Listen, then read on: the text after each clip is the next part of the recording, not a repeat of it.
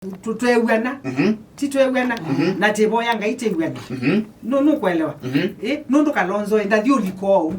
aya mana assembly manalika wana matea nenge kendo no kwelewa ila Kalonzo kuthi thini wa nini agreement ino nitaele uma na kendo ndikamanya stake itu tu negotiate nesa tumanya stake itu thini wa serikali ni chao ni 30% ni 35% Kalonzo aithi ayuma ku okay aume atunenge kendo chao concrete nundu aya manage tiokila tumanekata banathi Kalonzo and a responsibility, he has a big responsibility and a trailer okueta tina wake andwa mama saku na akamba on then na supporters yake kabila ile ngisi on the and ando okueta na ando ayo okueta ndathitu undu ama nokilile manekata banathi he has to negotiate na ile okuwa now he's becoming hard no ko negotiate na no leile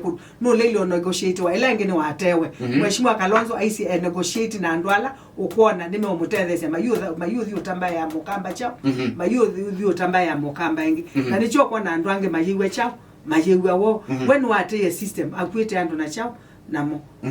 for me ni ando nitetele mutongo witu nuende na negotiate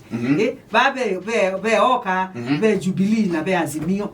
numbelewa be ODM esu Azimio kwa uwa ya tatu ekaima nene mamine kila meonena kembe kubanga na serikali mabangane nesa na ithie tetele mutwetele his excellency Dr. Stephen Kalonzo wa Musyoka okay